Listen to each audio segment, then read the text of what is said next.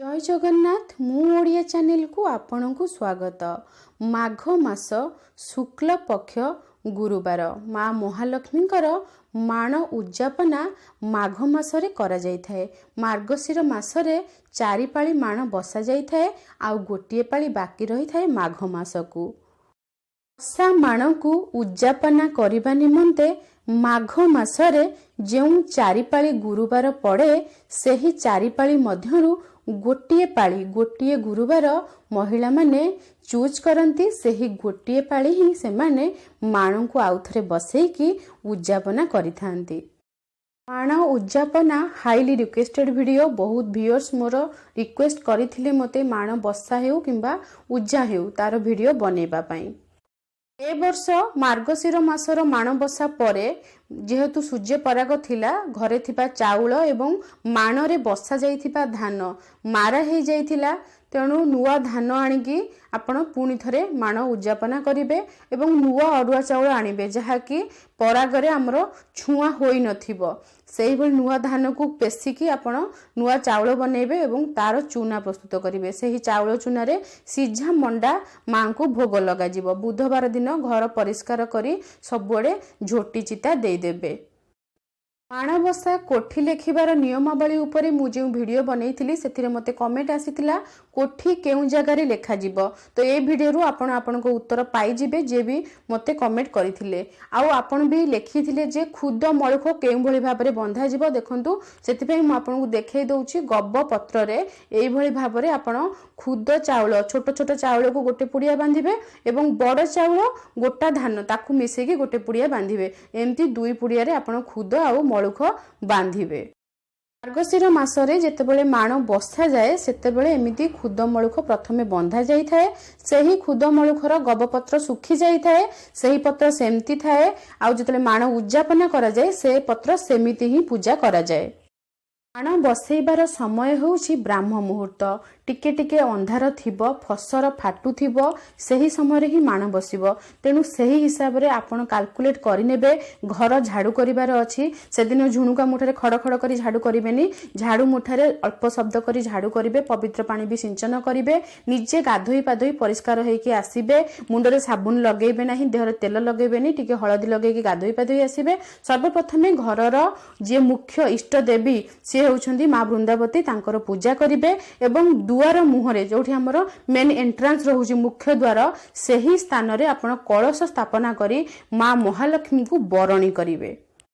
अंधार अच्छी से लाइटिंग रो टिके प्रोब्लेम होउछि। अंधार थाइकी ही आपन को पूजा करिवार अछि, काहेना एठी मां को बरणी करि सारला परे ही आपन घरे माण बसैबे। एठी मु गोटे कथा कहिबाकू चाहिबी, नैवेद्य कोन मते जो क्वेश्चन आस्तिला, नैवेद्य होउछि हमर भोग बा प्रसाद, ताकू ही हमें नैवेद्य कहिथाउ। बाहरे माँ वृंदावती को पूजा करी माँ महालक्ष्मी को आपण बरण करिवे। कलश पाखरे घर ठाकुर एवं बड़ बड़ुआ से दिन टिके लेट रे पूजा हुंती। प्रथमे माण बसैबा को आसीबे। माण घरे सर्वप्रथमे आपण जो चिट्टा लेखिथिबे बुधवार दिन राति रे सेथिरे सबु सिंदूर लगै दिबे। एठरे पेचांक आखिरे मध्ये आमे टिके टिके कळा लगै दिउ। पेचा मांकर अति प्रिय, तांकर बाहन। आउ कोठी लेखिबार नियमावली तो मु ऑलरेडी शेयर करि सारछि आपण मानक सहित। आपण माने बुझी पारथुबे मु केउठी कोठी लेखिछि आ कोठी ऊपरे मु केमती पूजा करबी आपण आगु वीडियो देखले जानि परिबे। सर्वप्रथमे आमे स्थान परिष्कार करिबा, पवित्र पंचामृत सिंचन करिकी तापरे आमे कलश को स्थापन करिबा। हमर अग्रपूज्य गणपति सर्वप्रथमे रहिबे। तांकू वस्त्र गुआ दुब बरकली पत्र फूल इत्यादि देई चंदन सिंदूर लगेकी सर्वप्रथमे गणपति को स्थापना करिबा। बुधवार दिन ठारू आपण आंब डाल दुब बरकली पत्र पद्म फूल मांकर अत्यंत प्रिय सोरिष फूल दुर्लभा एवं अन्यान्य फूल माँ को पूजा रे कुसुम फूल साधारणतः व्यवहार करा जाए। एई समय कुसुम फूल बहुत भल मिले। तो ये सब फूल ये सब आनिकी आपण प्रथम रखी देइथिबे। कदली पत्र हैला ए सब जिनस आगरु रखी देइथिबे। आखु मूला कदली ए सब तो माँ को पूजा रे दरकार हुए। ए सब आगरु आपण हाटरू नै आस्थिबे। सर्वप्रथमे आपण स्थान परिष्कार कर साला परे माँ को गाधोई देबे। माँ को स्नान पई एठी रखा है जी पंचामृत एवं बास जल जो कि अगुरु एवं आमर चंदन दि जाइए से पानी रे से पानी रे माँ स्नान करेंगे माँ सहित माँ बाहन ये पेचा रही आमर गोटे छोट पेचांकर मूर्ति भी रही जहाँकि आम या मार्बल रे से तांकर बाहन जेहेतु तो माँ पाखे सब रही था स्नान कला बेले स्नान करेंगे स्नान करके पाटकना माँ को पोछीदेवे बेश करेंगे चंदन सिंदूर नुआ लुगा आउ तांकर जहाँ गहना गांठी पाखरे अच्छी ताहा लगेगी आपण बेश करदेवे। आपण को एठारे कही रखुची ए माण हेउची उद्यापना माण तेणु जो माँकर खटुली रही अन्य पीढ़ा ए सब रही माँकर जो हांडी बा ताकू कहते माँ सिंदूक से सब जिनस अलरेडी जो चिता पड़ी से सब धुआ जीव ना से चिता सेमती रही ताऊपर आपन केवल पंचामृत सिंचन करेंगे माँकर वस्त्र जहाँ भी रही जोटा कि माँ मुंडरे ओढ़ना भली घोड़ा जाए से सबुथ आपन पंचामृत सिंचन करेंगे। एठारे माँकर जो माण रही माणरे रही मुख माण माँकर मुख रही माण से सबुथ आपण चंदन सिंदूर देवे माँ को एवं बाहन को चंदन सिंदूर समस्त को लगे सजबाज करदेवे। माँकर जो रही श्रृंगार जिनस पानिया आईना तांकर रही गुआ रही कौड़ी रही फूल शंखा रही ए समस्त जिनस सिंदूर लगा हब। माँकर श्रृंगार जिनिस उपरे गोटे कमेंट आसीथिला तेणु मु कहिबाकू चाहिबी माँकर कला पाती रुहे कला ता सहित रुहे सिंदूर अलता आईना पानिया एवं पाटपुली जहाँ को आम अँला राखी कहू पाटपुली कौड़ी फूल शंखा आउ शंखा एतिक होउछि माँकर श्रृंगार जिनिस जहाँकि माण बसा समय माँ को अर्पण करा जाइथिबो सेही जिनिस सेमती थिबो एवं माण उद्यापना समय सेमिति ही पूजा कराजिक। सबुआड़े पंचामृत सिंचन कर सारा पर समस्त को चंदन सिंदूर लगे सारा पर सर्वप्रथमे आपण कोठी जो लिखिथिबे कोठी चिता ता उपरे खटुलीटी रखिबे खटुली भितर रहिबो माँकर काठर पीढ़ा आउ पीढ़ा उपरे सर्वप्रथमे अल्प टिके धान देबे ए धान संपूर्ण नुआ धान जेहेतु सूर्य पराग थिला धान चेंज करा हेछि पुराना धान माँकर सिंदूक भितर रहिछि ता उपरे आपण बसेबे माण आउ माणको उपरे रहिबो माँकर अति प्रिय धान मेंटा। माण बसारे आमे माँकर जेते भी फोटो प्रतिमा जहाँ भी रखिले भी माँ को आमे यही धान मेंटारे ही पूजा करिथाउ तेणु माँ होउचंती यही धान मेंटा को ही आमे लुगा घोड़ेकी बहु सजेकी बसई थाउ। तो सर्वप्रथमे आपण तीनोटी गुआ को हळदी पानी रे धोईकी गुआर जो पीढ़ा रही पीढ़ा उपरे रखिबे माँ को माण पाखरे तापरे माँकर प्रतिमूर्ति तांकर बाहन एवं तांकर जो श्रृंगार जिनिस से समस्त जिनिस आपण खटुली रे सजेकी माँ को पाखरे रखिबे।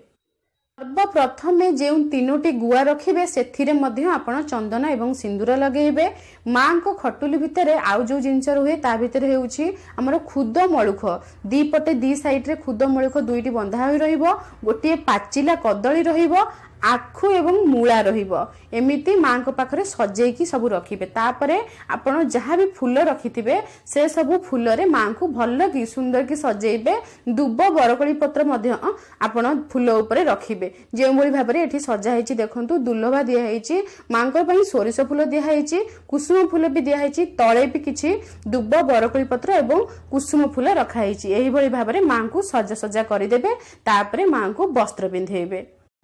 प्रति वर्ष जेतेबेले मार्गशीर मासरे आपण माण बसौचंती सेतेबेले आपण माँ को पई गोटे गोटे नुआ वस्त्र आनी परिबे आपनको निज खुशी मते किंतु जदि मार्गशीर मासरे आपण माण बसा करूचंती आ सेही गुरुवार दिन पड़ुची आपणकर प्रथमाष्टमी ताहाले माँ महालक्ष्मी हेउचंती बड़ तेणु तांको पई निश्चिंत नुआ लुगा आनिबे।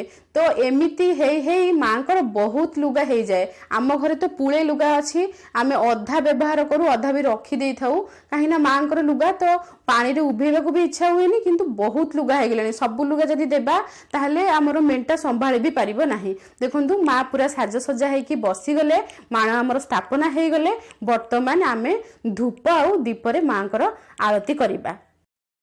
माँ महालक्ष्मीकर माणबसा हेउ किंबा सुदशा व्रत जदि आपण पूजा विधि जानी नाहंती ताहले माँकर बही को ही पढ़ी दियंतु बही रे सब किछि लेखा अछि 16 कोठी करी दिव्य पद्मेक लेखिबो तापरे धोई एक खटुली रखिबो तेणु माँ सब बतई देइचंती काहा परे कोन करिवे। देखंतु माँकर जो बही आमे जो बही पूजा रे पढ़ी थाउ माणबसा बही से बही को मध्य पूजा करा जाए तेणु माँ को पाखरे बही को आपण रखिबे गोटे स्थान रे रखिबे फूल देकी सजेकी ଘୋड़ेकी रखिबे और धूप टिके बुलेई देबे। सर्वप्रथमे माँ स्थापना हो सारा पर प्रथमे धूपरे आरती करेंगे। प्रथमे किंतु गणेश को आरती करेंगे, तापरे माँ को आरती करेंगे। बही आहुरी मध्य लेखा अछि, 10 मुख दीपावली मंडले जालिब, 10 वर्ण फलमूल मंडले बाढ़िब।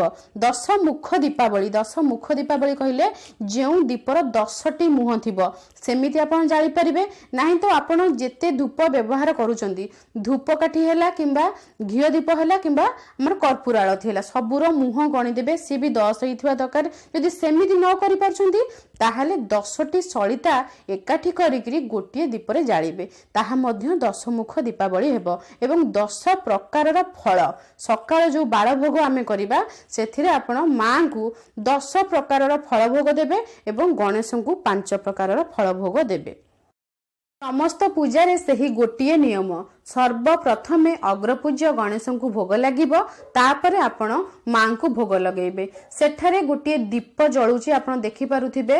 सही दीपटी हेउची अखंड दीप। मां दिन सारा माण जेमती बसी रहिबे, दिन सारा से अखंड दीप सेमती जळुथिबो माण उठिबा पर्यंत।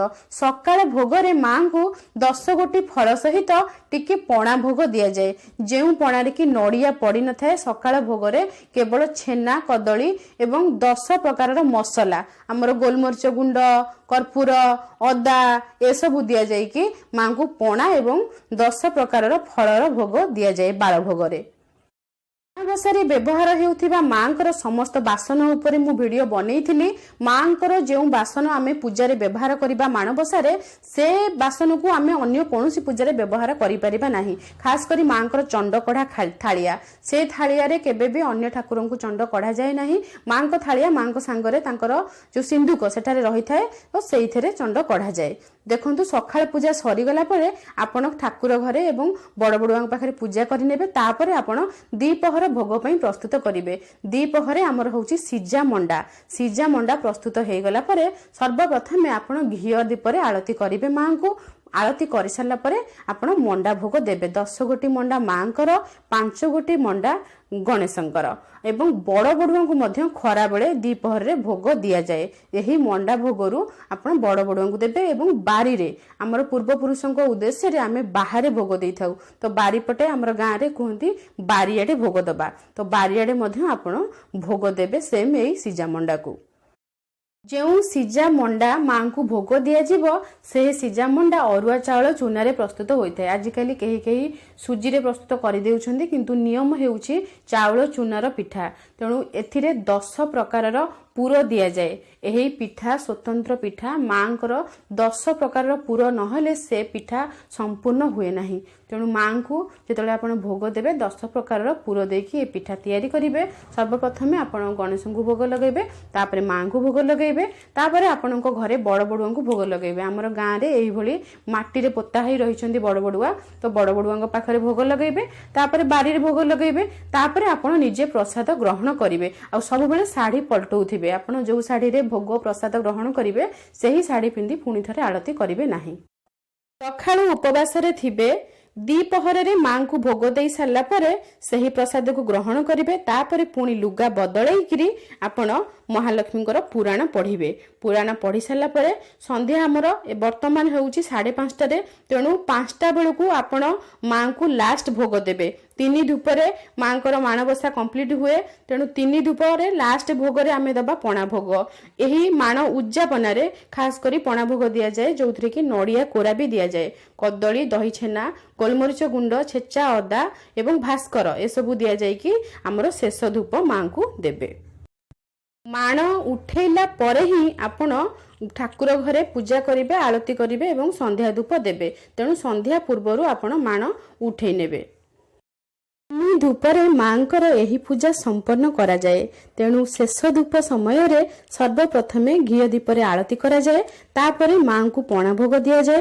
पणा भोग देई सारला परे मां माने कोन करंती, आगो मुंडिया मारंती, मां को निजर गुहारी जणांती, मां को आशीर्वाद मागंती। मां सेमती मो घर को चाहि रही था, मते खंडे पिंधिबाकू गंडे खाइबाकू सब बेले मिली थाउ, एतिकी आशीर्वाद रखी था। ଆମର ଓଡ଼ିଆ ଘରର ଗୃହିଣୀ ମାନେ ବହୁତ ଚାଲାଖି। ତ ମାଙ୍କୁ କେମିତି ତାଙ୍କର ନିଜର ମନ କଥା ନ କହିକି ବିଦାୟ ଦେବେ, ତେଣୁ ପ୍ରଥମେ ସେ ମୁଣ୍ଡିଆ ମାରି ମନ କଥା ସମ୍ପୂର୍ଣ୍ଣ ଭାବରେ ଜଣେଇ ସାରିବେ, ତାପରେ ସେମାନେ କର୍ପୂର ଆଳତି କରିକି ମାଙ୍କୁ ବିଦାୟ ଦେବେ। ପୁଣି ଆର ବର୍ଷକୁ ଅପେକ୍ଷା। ମା ମହାଲକ୍ଷ୍ମୀଙ୍କର ମାଣବସା ପୂଜା କେବଳ ଆମର ଓଡ଼ିଶାରେ ହିଁ ପାଳନ କରାଯାଏ। ମାଙ୍କର ଅତୁଟ ଆଶୀର୍ବାଦ ଆଉ ଭଲ ପାଇବା କେବଳ ଆମମାନଙ୍କୁ ହିଁ ମିଳିଛି। ଅନ୍ୟ ଷ୍ଟେଟ୍ରେ ଏହି ପୂଜା ଦେଖିବାକୁ ମିଳେ ନାହିଁ। ମାଙ୍କର ପୂଜା ଯେତେ କଠିନ ହେଲେ ବି, ଯେତେ ନୀତି ନିୟମ କଠିନ ହେଲେ ବି, ଆମର ସବୁ ଓଡ଼ିଆ ଘରର ଗୃହିଣୀମାନେ, ଝିଅମାନେ ସମସ୍ତେ ସବୁକିଛି ମନେ ରଖିଥାନ୍ତି ଏବଂ ସାରା ଜୀବନ ଏହାକୁ ପାଳନ କରିଥାନ୍ତି ଏବଂ ଖୁସିରେ ଖୁସିରେ ମାଙ୍କର ସବୁ କଠୋର ନିୟମକୁ ଖୁସିରେ ଖୁସିରେ ସେମାନେ ପାଳନ କରିଥାନ୍ତି। ମା ଅନ୍ନପୂର୍ଣ୍ଣାଙ୍କ ଆଶୀର୍ବାଦରୁ ସମଗ୍ର ବିଶ୍ୱକୁ ଖାଦ୍ୟ ମିଳୁ, କେହି ବି ଭୋକିଲା ନ ରୁହନ୍ତୁ, ଏତିକି ଆଶୀର୍ବାଦ କାମନା କରି ଆଜି ପାଇଁ ରହୁଛି। ଜୟ ଜଗନ୍ନାଥ।